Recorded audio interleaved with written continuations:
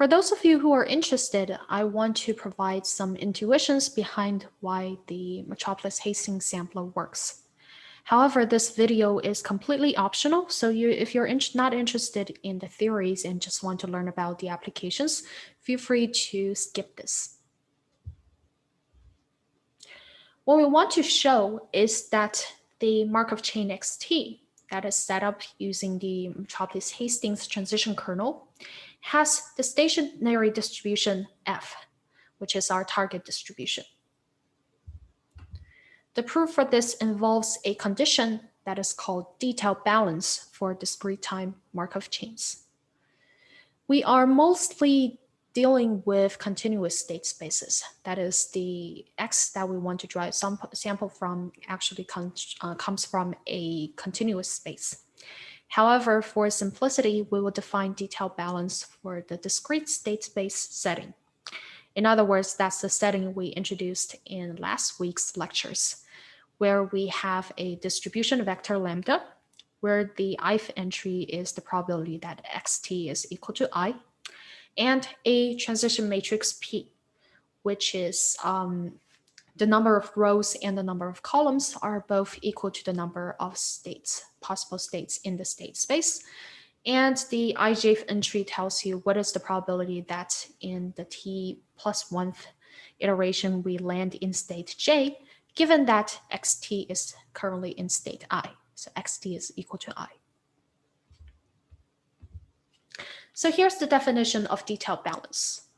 A distribution lambda, which is the distribution vector that sums up to 1, telling us what is the probability that x takes each of these values in the state space, and a transition matrix P are called in detailed balance if for all ij in the state space, we have lambda I times pij is equal to lambda j times pji. In other words, the probability that x0 is equal to I and xi is equal to j is equal to the probability that x0 is equal to j and x1 is equal to I. Detail balance is useful in the sense that it is related to the stationary distribution. So here's a lemma, and I call it the detail balance lemma. Sorry, I don't have a better name for it. So if lambda and p are in detail balance, satisfying the earlier equation, then lambda can be shown to be an invariance distribution for p. The proof is actually quite simple. Let's consider the ith entry of lambda times p.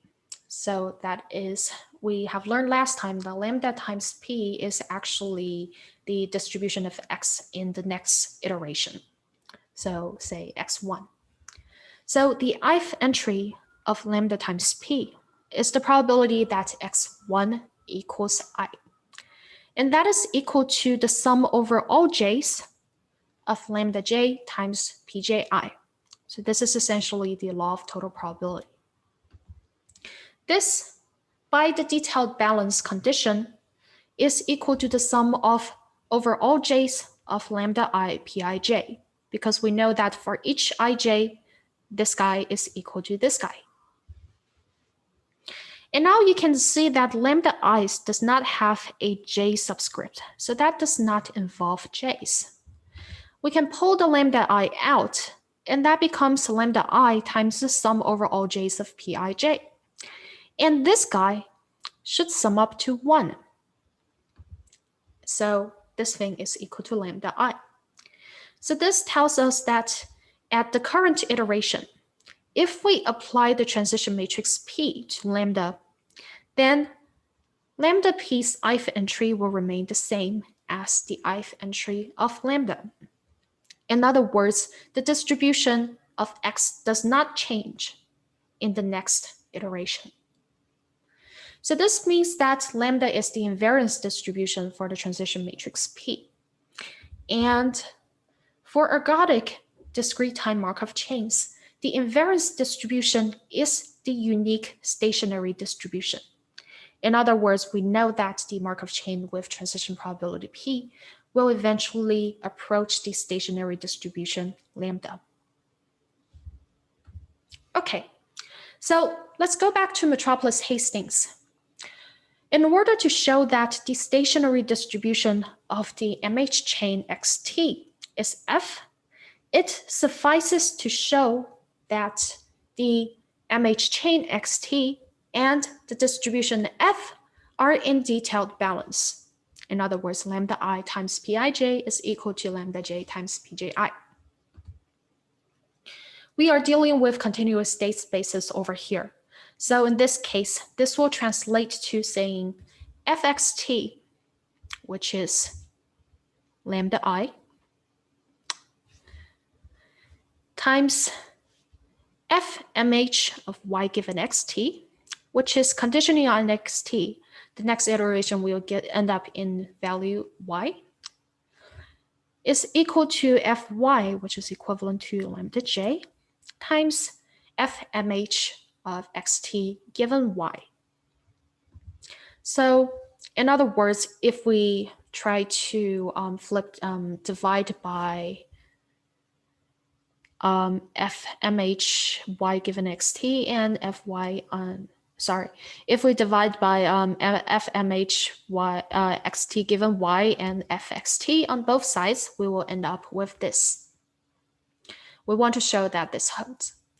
So I haven't explained much of what the Fmh stands for. So this is essentially the density of the MH transition kernel.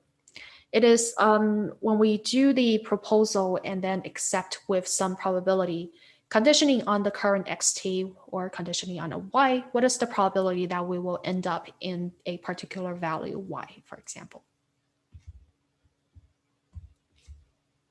So again, does the Metropolis Hastings chain satisfy detail balance?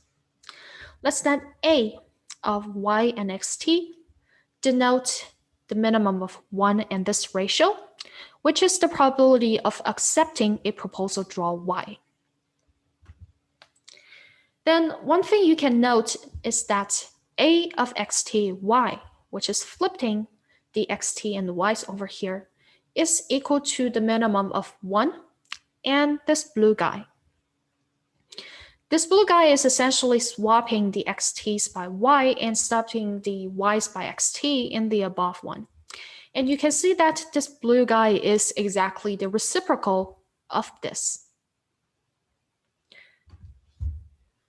You can see that since they are reciprocals of one another, if gxt given y times fy divided by gy given xt times fxt is less than 1, then its reciprocal will be greater than 1, and the minimum of 1 and the reciprocal will be equal to 1.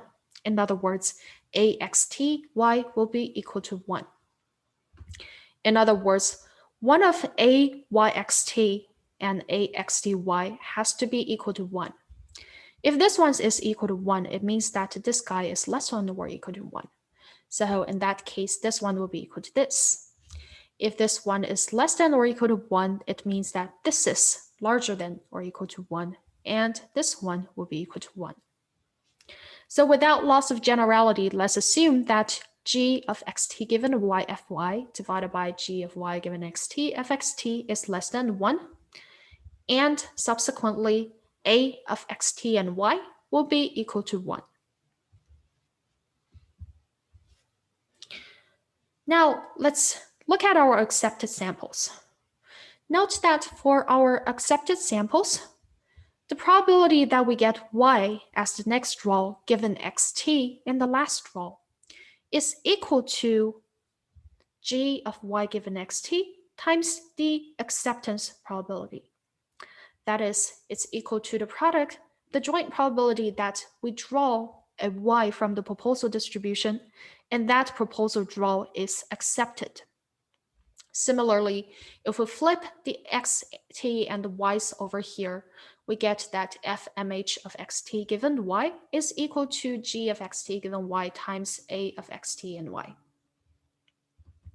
So now let's plot these back into the left-hand side of the detail balance condition we want to check. The ratio between fmh of y given xt and the fmh of xt given y is equal to the ratio between g of y given xt times a of this guy divided by blah, blah, blah. And because we assume that this one is the one where the ratio is less than 1, we can substitute the a, which is the acceptance probability here, by the ratio between this and this. And subsequently, we know that the denominator, this a, axt, and y is equal to 1. And then this is what we get. You can see that the blue terms cancel out and the orange terms cancel out. And in the end, you are left with fy divided by fxt, which is the right-hand side of the detail balance condition. So you can see that for the accepted samples, the detail balance condition is satisfied with the MH kernel, meaning that this f will be the stationary distribution provided that the Markov chain is ergodic. Please note that for completeness, we should also show that the detail balance holds for the rejected samples as well. That is the case where we set the xt plus 1 to be equal to the last st. However, for simplicity, we will skip that, and hopefully you got an idea of why the MH sampler was designed this way. Essentially, it tried to design a Markov chain that is in detailed balance with the target distribution we want to reach.